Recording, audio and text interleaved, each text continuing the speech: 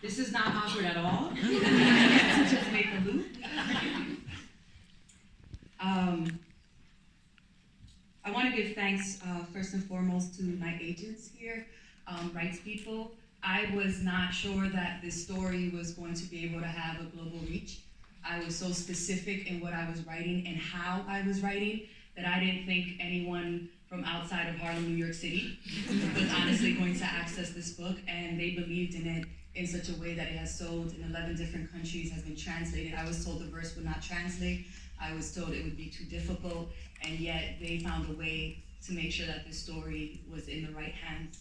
And that being said, the right hands here was Egmont. And so thank you to Electric Monkey, who championed this book so early, who made sure that it was getting the press, who really pushed this quiet story about a girl and her feelings into a platform that it has here.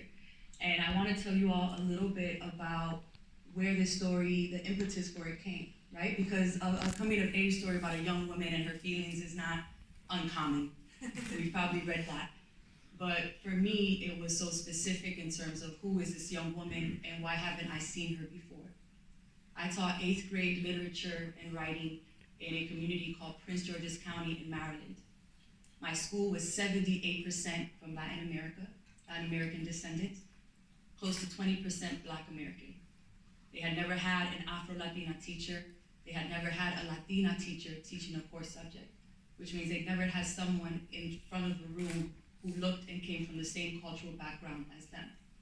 And in this space, I had young people, the majority of my students, who were at 6th grade reading levels, even though it was an 8th grade course. And I really struggled. I was 22 years old in front of 150 young people and didn't know how to teach them how to read. I wasn't sure how to do that. I was a voracious reader growing up. I loved books. And so the one thing I kept trying to do was, how do I make them fall in love with literature? And I had this one young person who I loved. She was real slick at the mouth, really witty, had something smart to say all of the time. If you've ever been a classroom-based teacher, you know that those students are the ones that you always have to say that's really inappropriate. Don't say that again. And on the inside, you're like, you're so witty. And if I were your age, we would be best friends, right? She was that kiddo who I could not necessarily affirm her slick mouth, but who I would quietly say, like, keep that same spirit. Keep that same spirit. And she would tell me all the time, I am not a reader. You keep trying to put books in front of us, I'm not a reader. And I asked her, what kind of book do you think you would like? Because I had put everything exciting, everything that was gonna be a blockbuster movie, she got. Twilight, Hunger Games, right? Divergent, all of this stuff. And she's like, I don't care about sparkly vampires. I don't care about kids killing each other for food. Like, this is not the story I want. And so I said, Catherine, what would be the kind of story that you would be into? And she said, these books just ain't about us. Where are the books about us? And I went out and I bought Jacqueline Woodson and Sandra Cisneros and Julia Alvarez and all of these books that I had read growing up, these few books that reminded me that I was allowed to exist in literature. And I put them in front of her, and this student who told me she was not a reader, within 2 weeks had finished every single book I presented to her. And she said, all right, what's next? And I'm like, that's it, that's my whole teacher budget? And at the time, that was all the books, right? That pile of dozens of books was it. There was nothing else that spoke to what she was saying she wanted.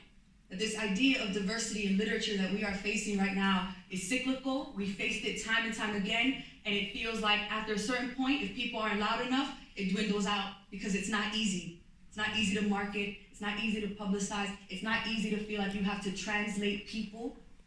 But isn't that exactly what literature is? I grew up having to read a lot of books that did not have people like me in them. And I love those books. So why can't people who don't have my same background find love for the literature that I write as well? Why do we make this assumption that that's not possible? I love the quote by Dr. Rudine Sims Bishop, who says, all books should be a mirror, an opportunity to see yourself, but they should also be a window, an opportunity to read an experience different than your own. I think what this award, this medal really means is that although I was so specific at writing a homegirl from Harlem, here in the UK, you all found value in this character. And you all found that there were pieces that she had of wanting to be louder, of wanting to take up space, of wanting to be bold. That is a universal experience. Even though when I was writing, I'm like, she's gonna have slang, she's gonna speak Spanish, she's gonna walk around through the world like this. I wasn't necessarily thinking that my readership would move beyond that borough. And yet here we are. And I think for me, that is so pivotal about what the power of literature is. And I would be remiss if I didn't do at least like an excerpt of a poem, right? Because I'm so proud of the fact that there were so many books that were shortlisted, that were poetry books, right? And also authors of color. And I was informed that if I were to win today, I would be the first author of color ever to win this medal.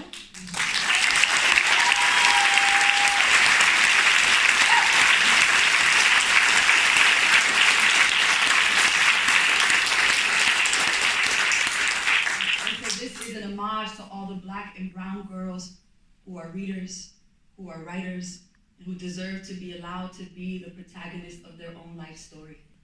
Thank you so much to the judges.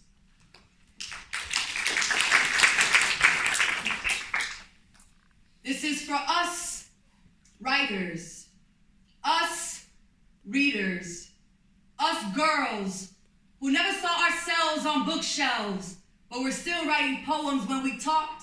And we've been called teeth-sucking, of snapping eyes, born bitter, brittle, of tangled tongues, sandpaper that's been origamied into girl. Not worthy of being the hero, nor the author, but we were always Medusa's favorite daughters, of serpent curls, of hard-eyed looks, dreaming in the foreshadow, we composed ourselves since childhood, taking pens to our palms as if we could rewrite the stanzas of lifelines that tried to tell us we would never amount to much. And when we were relegated to the margins, we still danced bachata in the footnotes. We still clawed our way onto the cover, brought our full selves to the page, our every color palette and bouquet of pansies, of big gold hoops, of these here hips and smart quips and popping bubble gum kisses, us girls who never saw ourselves on bookshelves, but we're still writing tales in the dark. Us Black and brown girls, brick built, masters of every metaphor and every metamorphosis. Catch us with fresh manicures, nail filing down obsidian stone, and painstakingly crafting our own mirrors and stories into existence. Thank you.